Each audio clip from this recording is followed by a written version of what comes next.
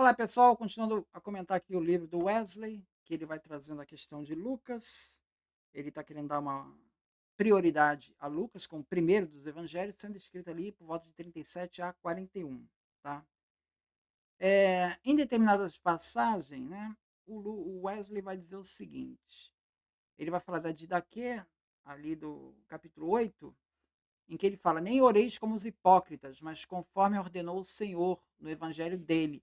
Assim orai: Pai nosso que está no céu, santificado seja o teu nome." Essa menção ao evangelho de Didaquê é surpreendente, sim, e parece deixar grandes especialistas sem explicação. Talvez por isso que muitos não costumam mencionar.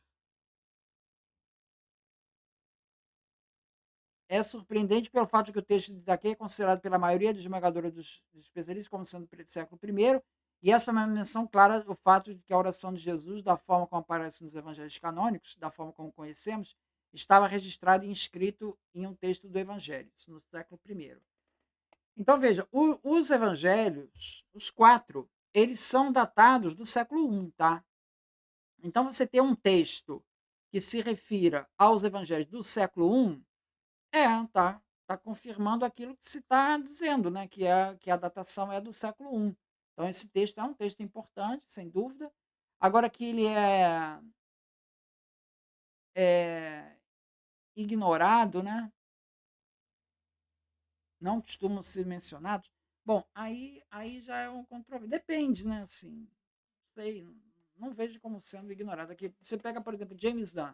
O James Dunn, aqui, nem judeu nem grego, na página 553, ele vai analisar essa passagem, né? Então ele vai falar o seguinte: as indicações de influência direta do Evangelho de Mateus aqui são fortes. Mateus, tá? Não é Lucas. Mateus. É verdade, claro, que o Pai Nosso era familiar pelo uso litúrgico regular, ou seja, as pessoas poderiam falar de cor. É claro, poderiam. Mas sabemos pela versão lucana, Lucas 11:2, que versões diferentes do Pai Nosso eram correntes entre as primeiras igrejas. Então, tem versões diferentes aí do Pai Nosso. Pequenas diferenças, né? E como a tradução acima deixa claro, a versão da Didaquê está quase palavra por palavra de acordo com Mateus. Além disso, a advertência de Didaquê contra os hipócritas, você vê que ele fala assim, a Didaquê fala assim,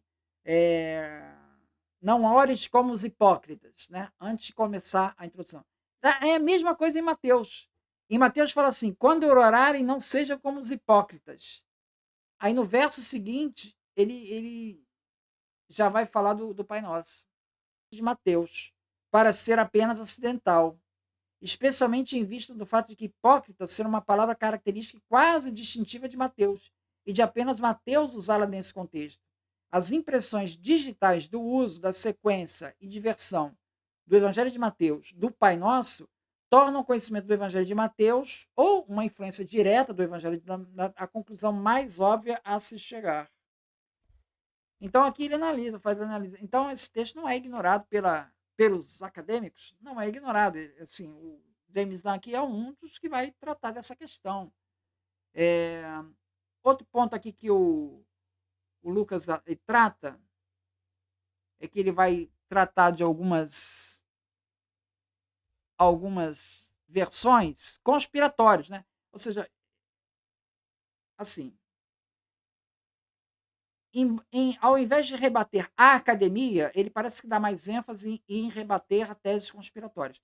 Aí, dentre essas teses, ele vai citar a do Alessandro Neves, que diz que o Evangelho de Lucas foi escrito por Plutarco lá no século II.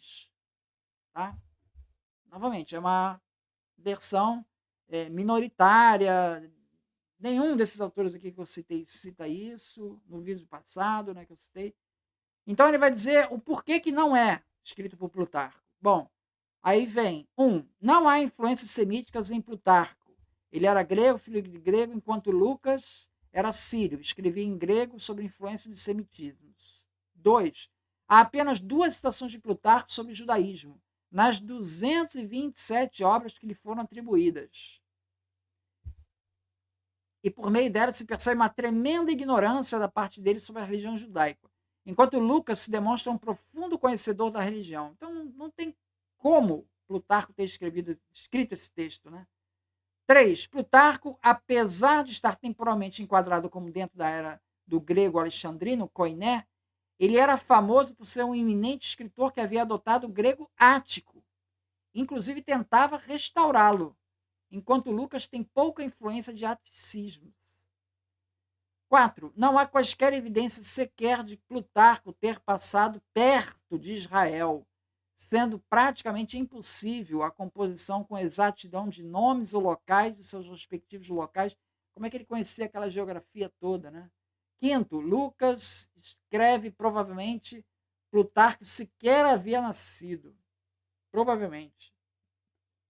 E 6. Ainda que desconsiderados os pontos acima, a partir de uma análise literária comparada, sequer há termos que são comuns exclusivamente a Lucas e Plutarco. Então, o Wesley, ele, assim, desfaz totalmente essa tese de autoria de Plutarco, né? Mas é uma tese minoritária, é uma tese que você pega você vai ver um Craig Bloomberg falando sobre essa tese, você vai ver um Raymond Brown falando sobre essa tese, não, você não vai ver nenhum desses autores aí falando sobre essa tese, porque é uma tese minoritária, é uma tese que não é o foco das atenções da academia, né?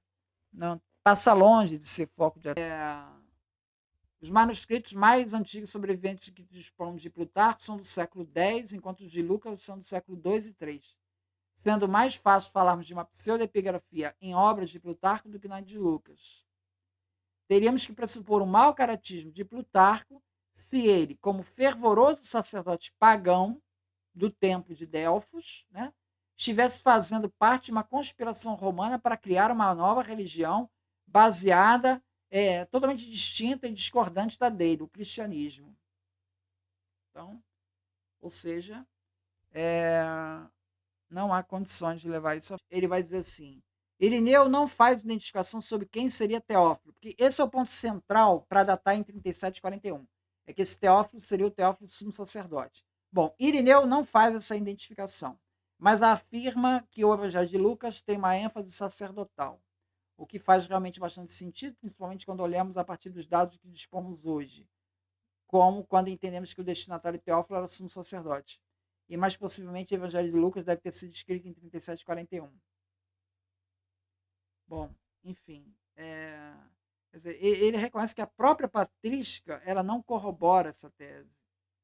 É uma tese que não tem suporte na própria patrística. E Rios Camp, que ele chega a levantar essa possibilidade do Teófilo como subsacerdote, mas ele considera um ex-subsacerdote. Então, assim, o Evangelho de Lucas teria sido escrito lá em 80, 90, e esse Teófilo seria um ex-subsacerdote. Essa situação ela já não é tão assim absurda, já seria mais razoável. Porque aí você colocaria a datação de Lucas onde ele normalmente está colocado, né? E traria uma identificação para esse Teófilo aí. É interessante que na inscrição do túmulo, no ossuário de Teófilo, né, que foi encontrado, ali se diz, fala de uma Joana, que seria filha do Teófilo, né? E essa Joana, existe uma Joana que aparece em Lucas. Lucas 8,3 fala de uma Joana, mulher de Cusa, procurador de Herodes, Susana e muitos outros que o serviam como seus bens. Ou seja, parece que Joana é uma pessoa de posses, né? Isso poderia até casar com a tese de Joana ser a filha de sumo sacerdote. Daria até o link com. Mas, novamente, Joana é um nome muito comum ali em Jerusalém e não há essa associação. Essa associação com Joana não foi feita pelo Wesley, né? Estou trazendo aqui, porque como ele se referiu à inscrição no usuário de Joana, filha de Teófilo, que para confirmar que é o Teófilo sumo sacerdote, né? Então, tem essa Joana aqui em Lucas, talvez pudesse ter um link, mas ainda assim, isso continua no terreno muito frágil, né? Outra questão que fala, essa questão de datar Lucas com 80 e 90, como sendo as profecias de Jesus seriam então todas pós-evento, né? Seria tudo pós... Não necessariamente, não necessariamente. Lucas pode estar escrevendo em 80 e 90, se referindo a profecias do Jesus histórico que Jesus, o histórico, de fato profetizou a queda do templo, e Lucas está escrevendo isso. Então não são profecias pós-evento. O Jesus histórico, ele teria feito essas profecias lá antes da destruição do templo, tá? Lá nos anos 30. A destruição do templo foi em 70. Então, assim, não necessariamente um texto escrito em 80 tenha que ser entendido como são todas profecias pós-evento. Não necessariamente. Ele pode estar realmente relatando uma profecia histórica de Jesus.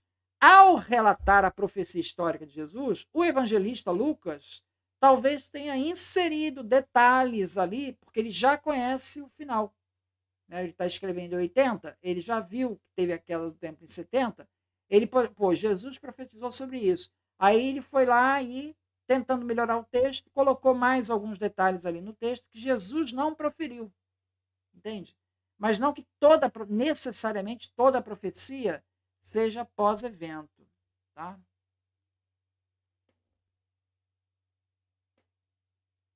Então, aqui ele se refere ao Rius Camp, né?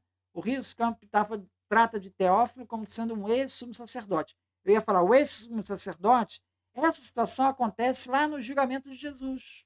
Qual era o sumo sacerdote na época do julgamento de Jesus? Era o Caifás. Mas ali consta também que Anás foi consultado. Anás era um ex-sumo sacerdote.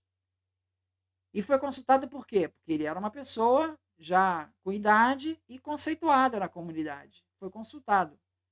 Então, assim, esse Teófilo, ele, quando Lucas escreveu, ele poderia ser um ex-subsacerdote, uma pessoa ainda assim bastante considerada. Ele não precisa necessariamente estar durante o mandato dele. Ele seria digno da palavra cratices, né?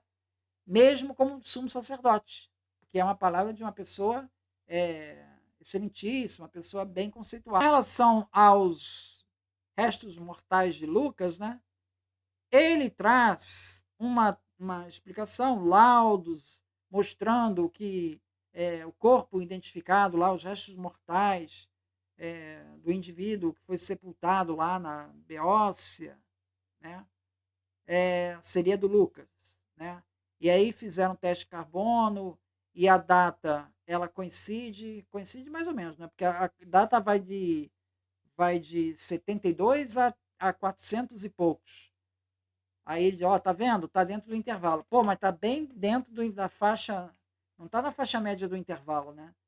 Mas, enfim, mas aí logo leva a conclusão de que é o próprio Lucas, né? Mas aquele corpo tem datação, pode ir até 400, tá?